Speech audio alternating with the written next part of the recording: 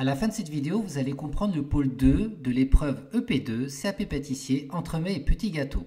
Donc suivez bien ce que je vais dire. Donc là je vais synthétiser complètement le sujet numéro 000. Évidemment c'est un sujet type. Les réalisations qui sont notées dessus, c'est pas forcément les mêmes que vous allez avoir le jour de votre CAP pâtissier, bien au contraire. Mais en tout cas ça va vous permettre de comprendre ce qu'on vous demande pour cette deuxième journée du CAP pâtissier. Donc, dans un premier temps, on va analyser les compétences globales visées. Donc, organiser sa production. Donc, vous serez noté sur l'organisation de la production. Préparer les éléments de garniture. OK. Préparer les fonds d'un entremets et les petits gâteaux. Donc, les fonds, les bases. Monter, garnir et glacer les entremets et les petits gâteaux. Donc là, d'accord, que ce soit la pâte à choux ou les entremets glacés.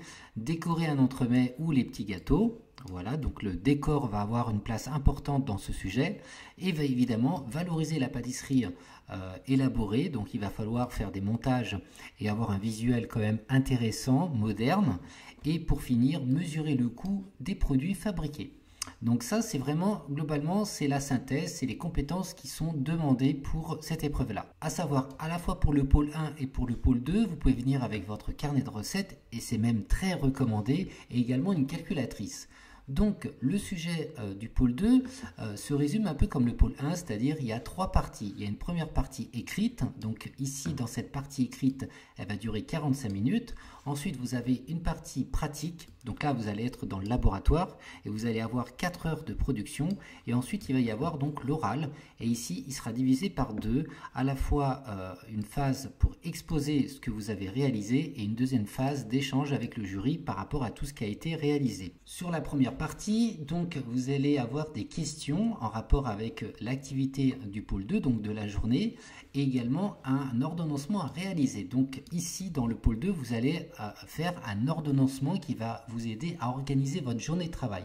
Contrairement au pôle 1 où l'ordonnancement est déjà indiqué, même si vous pouvez faire le vôtre, mais en tout cas il est déjà indiqué. Mais dans le pôle 2, en tout cas la partie ordonnancement sera notée. On va aller voir le sujet, donc ça commence par une mise en situation. Donc dans les deux cas de figure, que ce soit le pôle 1 et le pôle 2, donc il y a une mise en situation.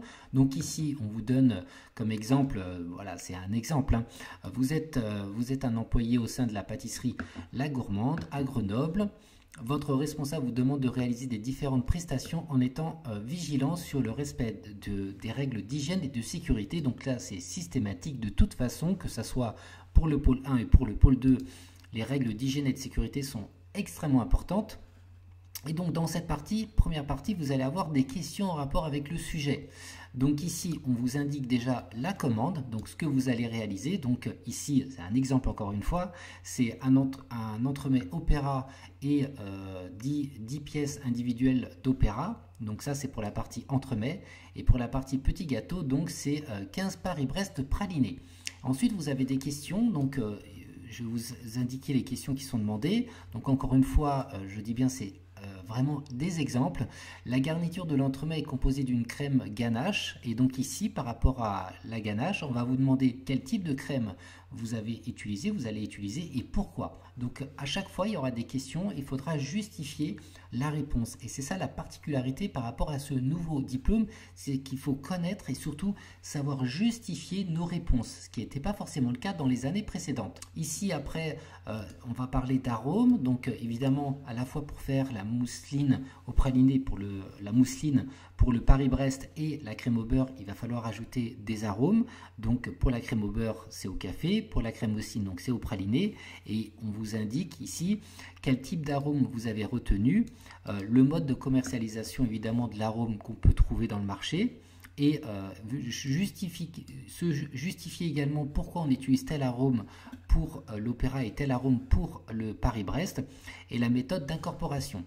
Ensuite, c'est intéressant, il nous demande de préciser une méthode de fabrication de l'arôme nécessaire à la fabrication de la crème mousseline pour le Paris-Brest. Donc évidemment c'est le praliné, donc il faudra justifier la méthode de réalisation et pourquoi. Ici, en dessous, c'est très intéressant également. Il vous demande évidemment que pour l'opéra, il va falloir réaliser un glaçage au chocolat. Et il nous demande ici quel est le rôle du glaçage. Donc là, c'est vraiment intéressant aussi, c'est que dans le pôle 2, on va vous demander, par exemple, si vous avez un entremets glacé avec un glaçage miroir, quel est l'intérêt de glacer l'entremets? C'est pas simplement esthétique, il y a d'autres intérêts. Et ça, c'est intéressant de le souligner. À la fois même pour les éclairs, quand on glace avec le fondant, il y a un intérêt, tout a un intérêt, c'est pas simplement visuel. Donc en fait, vous avez compris, il y a beaucoup de questions en rapport avec la réalisation de la journée. Mais ce n'est pas des questions bateau comme on dit, c'est vraiment des questions qui est très intéressantes parce que ça vous amène à de la réflexion. Par exemple, pour décorer, parce que ici, il y a marqué également dans la quatrième question, pour la mise en valeur de votre entremets, votre chef vous demande de réaliser des décors en chocolat. Donc il va falloir faire un décor en chocolat, on est d'accord. Préciser le type de chocolat que vous allez utiliser et indiquer les raisons de ce choix. Donc ça c'est important, si vous utilisez un chocolat noir, lacté, bref, il va falloir le préciser et le dire pourquoi. Et ensuite c'est intéressant, en parallèle par rapport au chocolat que vous avez choisi, il va falloir compléter la courbe de température pour la cristallisation de ce chocolat. Donc ça c'est vraiment super comme idée de sujet, ça va vous donner vraiment un visuel et un aperçu de type de questions que vous pouvez avoir. On continue évidemment, donc là c'est encore hyper intéressant parce que là il va falloir repérer des qualités organoleptiques. Donc là dans cette question, donc on a dit que c'est un commis, c'est votre commis par exemple votre apprenti plutôt qui a réalisé donc de la pâte à choux pour faire les Paris-Brest et il y a plusieurs visuels de finition. Il va falloir simplement cocher si c'est conforme ou non conforme et justifier pourquoi c'est pas conforme ou pourquoi c'est conforme. Encore une fois, c'est une question qui est intéressante. C'est pas simplement de l'apprentissage bête entre guillemets. Il va falloir réfléchir quand c'est bien fait, pourquoi c'est bien fait, et quand c'est pas bien fait, pourquoi c'est pas bien fait. Ça encore une fois, c'est intéressant. Une question d'histoire de la pâtisserie, donc ça c'est, il faut quand même apprendre les grandes bases de l'histoire de la pâtisserie, parce que là pour le coup par rapport au Paris-Brest, évidemment, on va vous indiquer l'événement qui a inspiré évidemment le Paris-Brest et préciser ce que représente le Paris-Brest. Encore une fois, là c'est pour le Paris-Brest, mais il faut imaginer que ça peut être pour d'autres réalisations comme la religieuse par exemple. Donc apprenez quand même les grandes bases de l'histoire de la pâtisserie. Ici, donc, c'est la partie ordonnancement. Donc, voilà comment ça se passe.